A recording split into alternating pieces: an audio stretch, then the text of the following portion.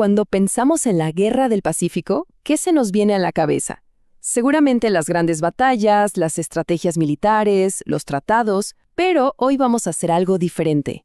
Vamos a dejar de lado los mapas para meternos de lleno en las historias personales, en esas anécdotas que nos cuentan cómo fue vivir el conflicto en carne y hueso. Y para empezar, esta cita de Alberto del Solar, un oficial chileno, me parece clave. Él lo tenía clarísimo. Si no fuera por los diarios personales, por las cartas, nos quedaríamos solo con la historia oficial. Son estas voces, las de los protagonistas, las que nos van a permitir entender de verdad cómo era la guerra en el día a día. Bien, primera pregunta. ¿Cómo llegaba una persona a pelear en el desierto? Bueno, la verdad es que había dos caminos, y no podían ser más distintos el uno del otro. Imagínense la escena por un momento. Para muchos jóvenes de la élite, la guerra empezó casi como una fiesta. Se juntaban a brindar entre el humo del habano y la espuma del champán, como cuentan las crónicas, ansiosos por ir a pelear. Era una especie de aventura romántica, una oportunidad para convertirse en héroes. Pero claro, esa era solo una cara de la moneda. Por un lado, tenías a los voluntarios, gente como Hipólito Gutiérrez, que de verdad sentían el llamado y se iban con nuestro entero gusto, como él mismo escribió. Pero por otro lado, para llenar los batallones, el gobierno usaba el enganche. ¿Qué era eso? Básicamente, redadas de la policía en bares y cantinas para reclutar a la fuerza a los que consideraban vagos y pendencieros. Dos realidades totalmente opuestas, pero con un mismo destino final. Y una vez en el ejército, todo ese idealismo o la falta de él se estrelló contra un enemigo brutal e inesperado, el desierto de Atacama. La guerra no era solo contra otras personas, era una lucha por la supervivencia contra la naturaleza misma. 26 kilos. Pensemos un segundo en ese número. Eso es lo que cada soldado chileno cargaba en la espalda. Y no era solo el fusil, era la ropa, la comida, las balas y una cantimplora con apenas un par de litros de agua para cruzar uno de los lugares más secos del mundo. Una locura. Esta descripción de un cirujano de la época te pone la piel de gallina. Nos cuenta cómo el sol y la sed eran tan mortales como el enemigo. Los soldados simplemente colapsaban, se desplomaban en la arena y ahí quedaban. El verdadero desafío no era avanzar kilómetros, era simplemente seguir vivo hasta el día siguiente. Y para poder seguir, empezaban a tirar cosas. El camino se fue llenando de lo que dejaban atrás. Primero las frazadas, después las mochilas, y en los casos más extremos, hasta el fusil y las municiones. El sendero se convirtió en un mudo testimonio del agotamiento humano.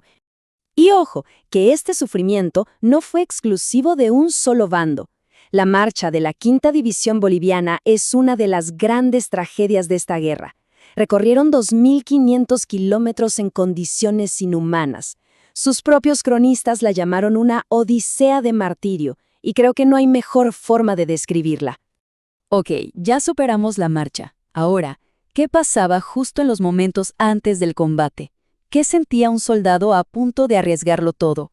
Este es uno de esos detalles que te llegan al corazón. Antes de entrar en combate, muchos soldados tenían un ritual. Quemaban las cartas que habían recibido de sus familias. Esas cartas que seguramente habían leído 1000 veces. Era una forma de proteger la intimidad de los suyos y, a la vez, una aceptación silenciosa de que, tal vez, no iban a volver. Ahora, vamos a uno de los momentos más conocidos de la guerra. Todos hemos escuchado la historia de Arturo Prat saltando a la cubierta del Huáscar. La imagen es icónica. Pero, ¿fue realmente el único que saltó? Los testimonios de la época abren un debate muy interesante. Miren esta pintura. Se puede casi sentir el caos, el humo, los gritos. Lo que sabemos con certeza es que Romprat saltó y que el sargento Aldea lo siguió de inmediato. Pero varias crónicas antiguas mencionan que un tercer marinero también lo intentó. Por la confusión del momento, es difícil saberlo a ciencia cierta, pero nos recuerda que hasta las historias más famosas tienen matices que a veces se pierden. Solemos pensar en los ejércitos como grupos homogéneos, pero la realidad era muy distinta. Las filas estaban llenas de personas que normalmente no asociamos con la guerra. Y aquí tenemos que hablar de las mujeres. Las cantineras, como Irene Morales o Filomena Valenzuela.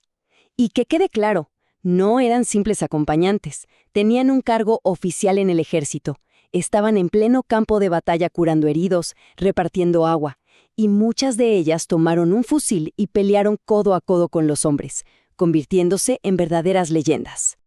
Esta parte es alucinante. La tripulación de la Esmeralda parecía una reunión de las Naciones Unidas.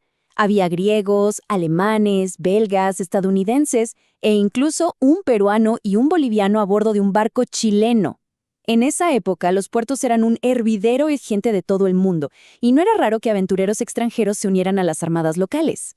Y quizás la realidad más cruda de todas es la de los niños. Adolescentes como Gaspar Cabrales, de apenas 15 años, servían como cornetas o tambores. Su trabajo era crucial para transmitir órdenes en el caos de la batalla, pero su juventud no los salvó. Muchos, como Gaspar, murieron en combate.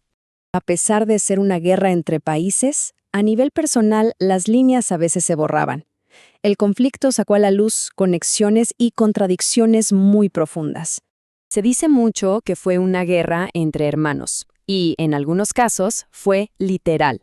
El capitán chileno Carlos Condell, uno de los héroes del combate, tenía madre peruana.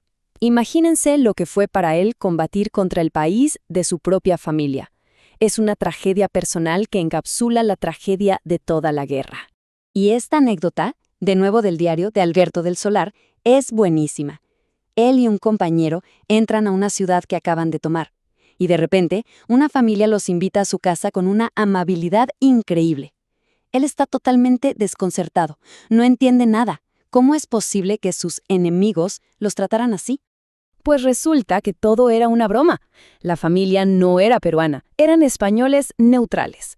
Un fotógrafo del lugar se las había ingeniado para gastarles una broma y los mandó a esa casa. Es un momento de comedia inesperada, un pequeño instante de humanidad y absurdo en medio de la tensión de la guerra.